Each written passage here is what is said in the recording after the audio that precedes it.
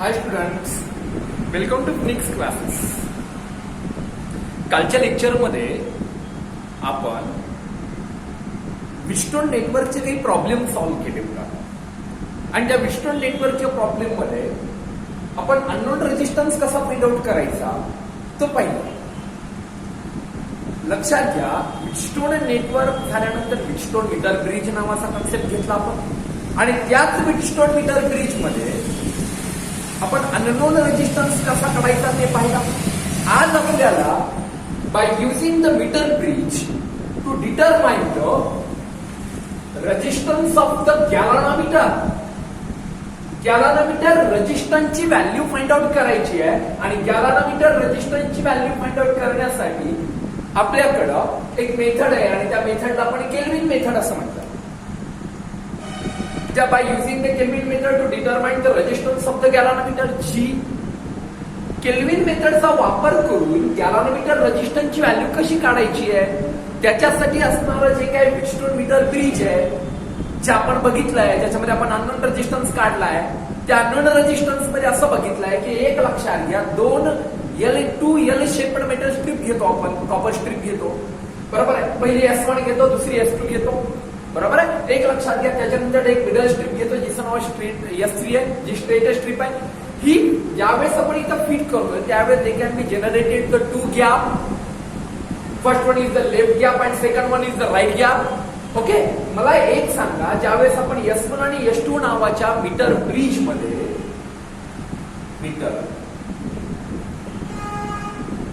Bridge नावाचा जो experiment केला, त्या मीटर ब्रिज मध्ये आपण काय पाहिले माहिती आहे, two L shaped metal strip घेतल्या आपण, राईट, ज्या कॉपर स्ट्रीप होत्या S1 आणि S2, राईट मुला.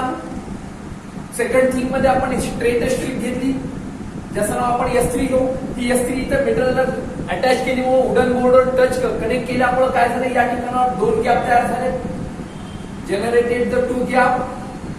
First one is the left gap and second this is called as the left gap and right gap. असे दोन गॅप तयार होत आहेत.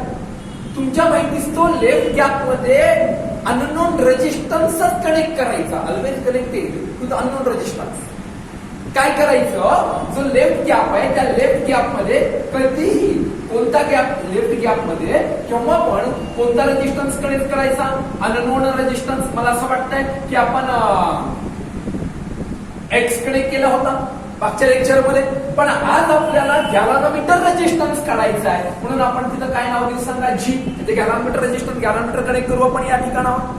या ठिकाणावर रेजिस्टन्स बॉक्स आहे, कोणत्या गॅप मध्ये, राईट गॅप मध्ये, बरोबर आहे. आणि सगळ्यात महत्वाचं जी मिडल स्ट्रीप आहे, त्या मिडल स्ट्रीपच्या बी पॉइंट पासून एक वायर कनेक्ट करू आणि त्या वायरचा एंड पॉइंट हा स्लायडिंग जॉकीवर असेल, स्लायडिंग जॉकीला टच केलेला असेल. पुन्हा मग स्लायडिंग जॉकीला टच केलेला जो काही वायर आहे तो कोणत्या स्ट्रीप पासून, मिडल स्ट्रीप S3 पासून आहे. त्याच्यानंतर आपण सगळ्यात मेन पॉइंट, ह्याला मीटर ब्रिजच का म्हणायचं त्याचं रिझन मी तुम्हाला सांगितलं होतं, कारण की याच्यामध्ये एक कॉन्स्टंटन किंवा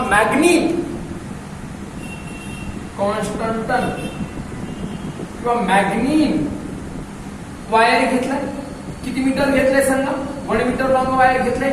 हेच वायर का घ्यायचं, काय रिझन आहे, कारण की ज्या वायरचा टेम्परेचर रेजिस्टन्सची व्हॅल्यू जी टेम्परेचरवर डिपेंड नसेल, कारण की टेम्परेचर जर ह्या वायरचं वाढलं तर एक लक्षात राहू द्या, आपल्या येणारी जी काही व्हॅल्यू आहे ती कमी आणि काय होऊ शकते, फ्लक्च्युएट होऊ शकते, बरोबर आहे. कारण की रेजिस्टन्स टेम्परेचरवर डिपेंड आहे. मग मुलांना सगळ्यात महत्वाचं कॉन्स्टंट आणि मॅग्नी वायर घेतलं, ज्याचं नाव आपण वायर AC घेतलाय. तुम्हाला माहिती आहे वायर AC घेतलंय, वायर AC, बरोबर आहे. त्या वायर एसीच्या खाली तुम्हाला माहिती आहे की या ठिकाणी मीटर स्केल कनेक्ट केली आहे, त्याच्या अक्रॉस मध्ये सेल आहे की हे रिओस्टॅट आहे.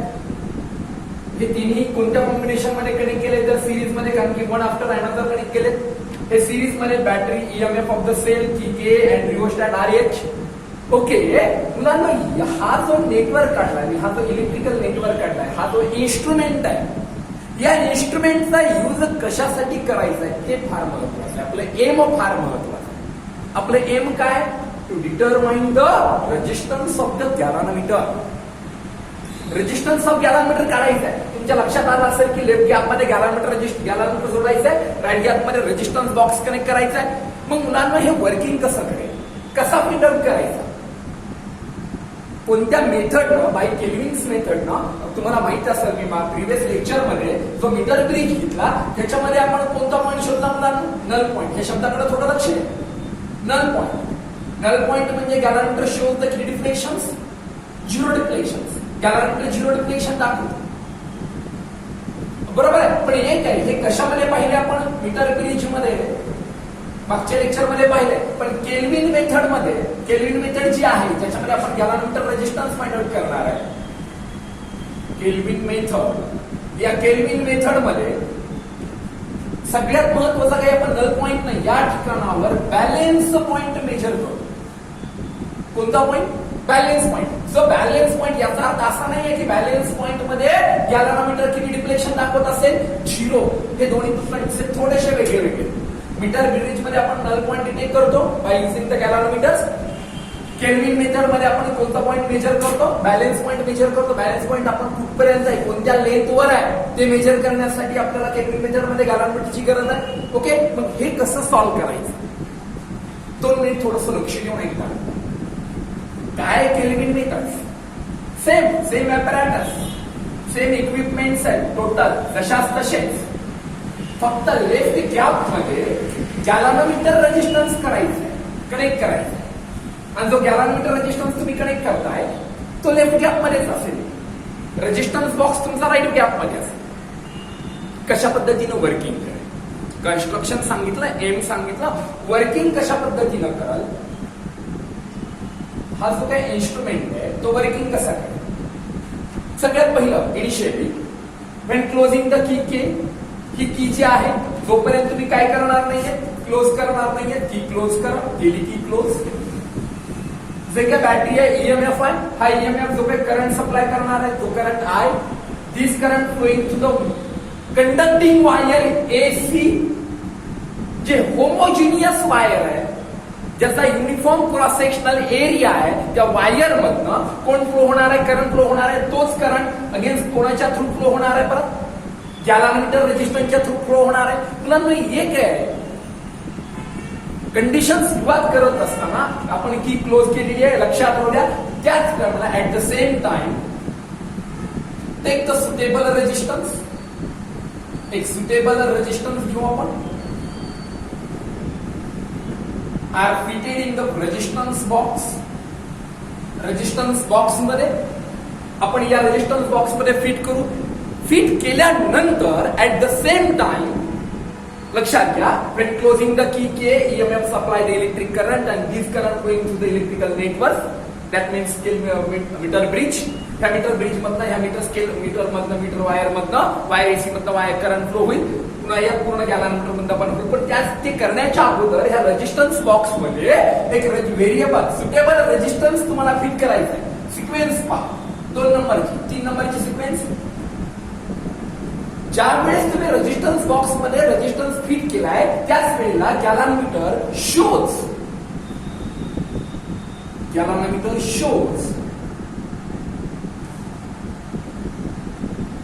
The full galvanometer shows the deflections. एक डिफ्लेक्शन दाखवेल. तो गॅलरोमीटर इकडे बघा या पद्धतीने असेल. राईट, हा झाला पॉइंटर. 0, 10, 20, 30, 40, 50. आपण इथे सुरुवातीला गॅलरोमीटरने 0 डिफ्लेक्शन दाखवलं होतं की क्लोज केल्यानंतर तो गॅलरोमीटर एक सुटेबल डिफ्लेक्शन दाखवल. आपण कन्सिडर करू 20 डिव्हिजन एवढं डिफ्लेक्शन दाखवलं पहिल्या स्टेजमध्ये थिटावर दाखवलाय. मग एक काम करा, एक लक्षात घ्या, या कंडिशन्सला इथेच थांबल्यानंतर तुम्हाला काय करायचंय? बाय युझिंग द जॉकी, त्या जॉकीचा वापर करायचाय.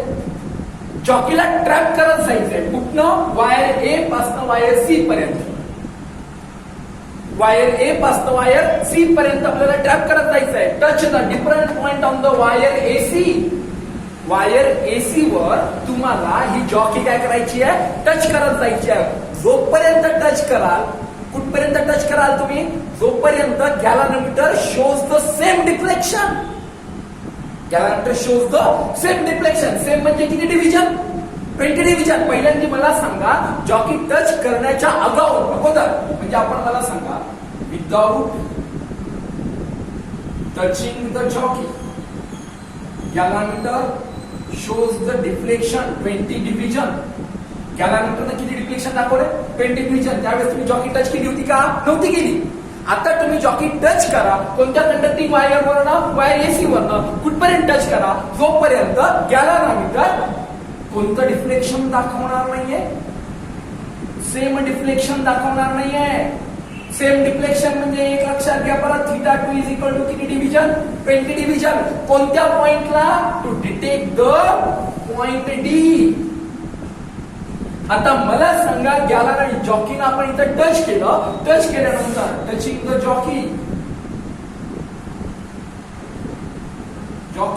At point D to detect the same deflection. Same deflection दाखवलंय मुलांनो. आता इकडे बघा, without touching the jockey galvanometer shows the 20 division deflection. Touching the jockey at the point D, ज्यावेळी जॉकी टच केली आहे पॉइंट डी पॉइंट पर्यंत तुम्ही डिटेक्ट करत असताना तेवढंच डिफ्लेक्शन दाखवलंय. याचा अर्थ गॅलरमीटर कोणतं डिफ्लेक्शन दाखवतंय मुलांनो? सेम डिफ्लेक्शन दाखवत आहे. कोणतं डिफ्लेक्शन दाखवत आहे? Same deflection. म्हणून याला सेम डिफ्लेक्शन मेथड पण म्हणतात. It is called as the same deflection method. Okay, start करतो. Once again repeat. When closing the key K, EMF supply the electric current. This current flowing through the metal bridge wires. To take the suitable value of an resistance are fitted in the resistance box. एक resistance box मध्ये suitable ज्याची तुम्हाला माहिती असणारी value fit करा. Fit केल्यानंतर तो galvanometer काहीतरी डिफ्लेक्शन दाखवेल, ते नोट करा. नोट केलेलं डिफ्लेक्शन समजा 20 डिव्हिजन आलं. Okay, then by using the jockey, तुम्हाला माहिती आहे की 20 डिव्हिजन डिफ्लेक्शन आलं. By using the jockey use करून तुम्ही काय करा, वायर एसी पर्यंत ते वायर टच करत जा. जॉकी टच करत जा. जॉकी टच करत गेल्यानंतर ऍट द सेम टाइम तुम्हाला तेवढंच डिफ्लेक्शन दाखवणार नाहीये, तोपर्यंत जॉकी टच करत जायची आहे. म्हणजे तुम्हाला त्या गॅलव्हॅनोमीटरनं मला एक सांगा, सुरुवातीला 20 डिव्हिजन दाखवलेलं असेल. ओके, इथं जर दाखवलं तर फुल स्केल डिफ्लेक्शन दाखवेल, नाहीतर एक डिक्रीजिंग डिफ्लेक्शन दाखवेल, इन्क्रीजिंग डिफ्लेक्शन दाखवेल. आणि ऑलवेज टच करत असताना ज्यावेळेस वायर तुम्ही जॉकी टच करत जाताय त्यावेळेस ती ए पासून टच करत जाते. म्हणजे मला याचा अर्थ असं सांगायचं आहे की डी पॉइंटला सेम डिफ्लेक्शन दाखवल्यामुळे या ठिकाणी सेम डिफ्लेक्शन मेथड झाली. याचा अर्थ केल्विन मेथड मध्ये नल पॉइंट ऑब्टेन होत नाही. केल्विन मेथड मध्ये कोणतं पॉइंट ऑब्टेन होत नाहीये? नल पॉइंट ऑब्टेन होत नाहीये. केल्विन मेथड मध्ये सेम डिफ्लेक्शन मेथड आहे, ज्याच्यामध्ये आपण गॅलव्हॅनोमीटर रेजिस्टन्सची व्हॅल्यू काढतो. आता तुम्हाला माहित आहे, मग एक काम करा, स्टार्ट करू आपण पुढची process to measuring the balancing length. Balance point भेटला तुम्हाला, बॅलेन्स पॉइंट. याचा अर्थ पॉइंट बी आणि डी हे दोन्ही point B and D are equipotential. याचा अर्थ हे दोन पॉइंट इक्वी पोटेन्शियल आहेत. Okay, to measuring the balancing length across the galvanometer A to D is a LG. गॅलव्हॅनोमीटरच्या अक्रॉस आहे म्हणून लेंथ एलजी आहे. पुन्हा आपण तुम्ही D to C length measure करा अक्रॉस द रेजिस्टन्स बॉक्स, ज्याला आपण याला असं म्हणू. दोन लेंथ मेजर झाल्या. इन बॅलन्स कंडिशन्स मध्ये सोल्युशन सांगतो मुलांना. फॉर्म्युला तयार करू आपण. फॉर्म्युला असा असेल, in balanced conditions G upon R is equal to resistance of wire AD. AD? Right, AD. Wire of length AD. Same G च्या R च्या क्रॉस मध्ये resistance of wire of length DC. आपण ह्याला असे लिहू, G by R is equal to sigma LG upon sigma LR. What is meant by sigma? Sigma is called as the resistance per unit of length. Sigma cancel. G by R is equal to LG upon LR, right. Total वायरची length ही 1 metre आहे, त्याचा अर्थ 100 centimetre आहे. आणि हा पूर्ण 100 centimetre मधनं जर LG मायनस केला, 100 मायनस LG, त्याचा अर्थ LR राहील. तुम्ही असंही लिहू शकता, LR is equal to 100 minus LG, कारण की टोटल लेंथ 100 सेंटीमीटर आहे. G by R is equal to LG upon 100 minus LG. Okay, आपण गॅलनमीटर रेजिस्टन्सची व्हॅल्यू काढणार म्हणून G is equal to R multiplications मध्ये घेऊ, LG अपॉन 100 मायनस LG. याला आपण गॅलनमीटर रेजिस्टन्स असं. आणि ही लेंथ मेजर करणं फार सोपं आहे मुलांना, by using the metre scale. इथून इथपर्यंत मीटर स्केलचा वापर करून लेंथ मेजर करा. कारण की तुम्हाला एक आठवत असेल, मी मगाशी बोलत असताना असं बोललो की एक सुटेबल व्हॅल्यू ऑफ रेजिस्टन्स, म्हणजे ज्याची तुम्हाला माहिती आहे, नोन व्हॅल्यू ऑफ रेजिस्टन्स, ज्या रेजिस्टन्सची व्हॅल्यू तुम्हाला माहिती आहे तोच तुम्ही तिथं फिट करा. म्हणजे याचा रेजिस्टन्सची व्हॅल्यू माहिती आहे. फॉर एक्झाम्पल कन्सिडर करू, याच्यावर एक साधा आणि सोपा कन्सेप्ट क्लिअर करून सांगतो. एक प्रॉब्लेम जर घ्यायचं मी ठरवलं, माझ्या जर मनात आलं की आपण एक प्रॉब्लेम घेऊ आणि परीक्षेमध्ये, नीटमध्ये, बोर्डमध्ये, IIT मध्ये कसा प्रॉब्लेम्स विचारतील ते पाहू आपण. मी काय म्हटलं तुम्हाला, बॅलन्सिंग लेंथ LG आपण 100 मायनस LG आहे. एक क्वेश्चन असं विचारला त्यांनी, 20 ओहम रेजिस्टन्स, किती ohm, 20 ohm resistance are fixed in the right gap. कोणत्या गॅप मध्ये, राईट गॅप मध्ये किती ओहम रेजिस्टन्स फिट केलाय, 20 ओहम रेजिस्टन्स फिट केलाय. राईट गॅप लक्षात असेल तुमचा, तो पलीकडचा ज्या ठिकाणी आपण रेजिस्टन्स बॉक्स कडे करतो, बरोबर आहे. पुन्हा तो काय म्हणतोय, एक नल पॉइंट आहे जो डिटेक्ट झालाय तुम्हाला 40 सेंटीमीटरला फ्रॉम लेफ्ट एंड. कोणत्या एंडवर, म्हणजे इकडनं तुम्हाला किती सेंटीमीटरवर डिटेक्ट झालाय, 40 सेंटीमीटरवर नाही. आणि तुम्हाला फाइंड आउट काय करायचंय, तर अननोन रेजिस्टन्स काढायचा आहे. कोणता रेजिस्टन्स तुम्हाला, अननोन रेजिस्टन्स काढायचा आहे. अननोन रेजिस्टन्स कसा काढतात बघा, प्रॉब्लेम किती सोपा आहे आणि साधा आहे. 20 ओहम रेजिस्टन्स जोडलाय राईट गॅप मध्ये, नल पॉइंट डिटेक्ट झालाय कोणत्या पॉइंट पासून, वायर ए पासून इकडं लेफ्ट एंड पासून 40 सेंटीमीटरला. आणि तुम्हाला अननोन रेजिस्टन्स काढायचा आहे. तुला जर याचा आपण गिवन डाटा जर दिला तर असा लेफ्ट गॅप, राईट गॅप मधल्या रेजिस्टन्सची व्हॅल्यू आपण कशाने दाखवतो, R न. किती ओहम झाला, 20 ओहम. लेफ्ट एंड पासून म्हणजे इकडनं लेंथ किती असते तुम्हाला माहिती आहे, LX असते, आठवत आहे तुम्हाला, मीटर ब्रिज मध्ये. लेफ्ट एंड पासून किती सेंटीमीटर आहे, 40 सेंटीमीटर, बरोबर आहे, 40 सेंटीमीटर आहे. आणि तुम्हाला काढायचा आहे कोणता रेजिस्टन्स, अननोन रेजिस्टन्स काढायचा आहे. बरं, फॉर्म्युला काय सांगतो आपण, X by R is equal to LX upon 100 minus LX. X जशाच तसंच म्हणतो आपण, इथं 20 ओहम, LX 40 आहे, 100 minus 40, X by 20 is equal to 40 upon 60. 0 will cancel. 20 into 4 divided by 6. X is equal to 80 divided by 6. X is equal to 80 divided by 6 ohm. पूर्ण calculation जरी केलं तरी चालेल. मुलांना एक आहे, हे सॉल्व्ह करत असताना कशा पद्धतीनं सॉल्व्ह करता हे फार महत्वाचं. किती सोपा आणि सारा प्रॉब्लेम घेतलाय बघा. याच्यापेक्षा कॉम्प्लिकेटेड प्रॉब्लेम मी नेटवर्क मध्ये, मीटर ब्रिज मध्ये आणि गॅलनमीटर मध्ये पण घेणार. ओके, तर या अशा पद्धतीनं हा कंडिशन्स लक्षात ठेवा. मी तुम्हाला सांगितलं कसं कसं. सांगा मुलांना केल्विन मेथड कशी असते. लास्टली फायनली एक्झाम एकदा क्लिअर करतो की केल्विन मेथड कशी असते. टू एल शेपड स्ट्रीप घेतोय आपण, 2 कॉपर स्ट्रीप घेऊ आपण, मध्ये मिडलला एक स्ट्रेट स्ट्रीप ठेवतोय. They can be generated the 2 gap, left gap and right gap. Left गॅपमध्ये आपण unknown resistance galvanometer resistance connect करतोय, गॅलॅनमीटर जोडतोय. राईट गॅपमध्ये आपण रेजिस्टन्स बॉक्स जोडतोय.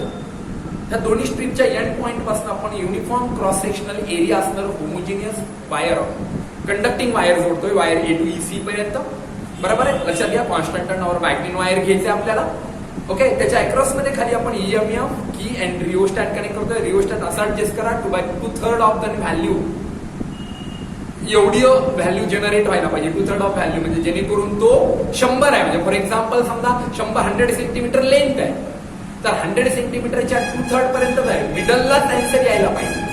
तुला ह्याच्यामध्ये काही प्रिकॉशन तुम्हाला घ्यायचं आहे. एक नंबरचं प्रिकॉशन असं घ्यायचंय, एक नंबरचं प्रिकॉशन घ्यायचंय की तुम्ही जी काही जॉकी आहे, स्लायडिंग जॉकी आहे, ती कंटिन्यू टच करत जायचं नाही. They can produce the heat, कारण की त्या ठिकाणावर हीट जनरेट होईल. हीट जनरेट झालं तर टेम्परेचर वाढेल, टेम्परेचर वाढलं तर रेजिस्टन्सची व्हॅल्यू चेंज होईल, आणि रेजिस्टन्सची व्हॅल्यू चेंज झाली तर आपला आन्सर चुकेल. 2 नंबरमध्ये मुलांनो दुसरं एक प्रिकॉशन असं घ्यायचंय की कंटिन्यू करंट फ्लो होऊ द्यायचा नाहीये. परत 1 सेकंड रिपीट तेच सांगतो मी तुम्हाला, कारण की त्या वायर मधनं जर कंटिन्यू करंट जर फ्लो झाला तर त्या ठिकाणात परत एकदा हीट जनरेट होईल. हीट जनरेट झाले तर परत टेम्परेचर वाढेल. त्याच्यानंतरचे एक झाला, दुसरं झालं प्रिकॉशन. तिसरं प्रिकॉशन असं घ्यायचं की वायर युनिफॉर्मच घ्यायचंय तुम्हाला. Cross sectional area same cross sectional area असणार, कंडक्टिंग वायर घ्यायचंय. असे काही प्रिकॉशन घेऊन आपल्याला हा केल्विन मीटर नावाचा इन्स्ट्रुमेंट करायचा आहे. याच्यावर आपण मी तुम्हाला एक साधा एक सुद्धा प्रॉब्लेम दाखवला. X = 80/6 ओहम रेजिस्टन्स आहे, ओहम युनिट असेल त्याचा. तुम्ही पुढे पण सॉल्व्ह करू शकता, असं काही नाही आहे. ओके, थँक्यू मुला.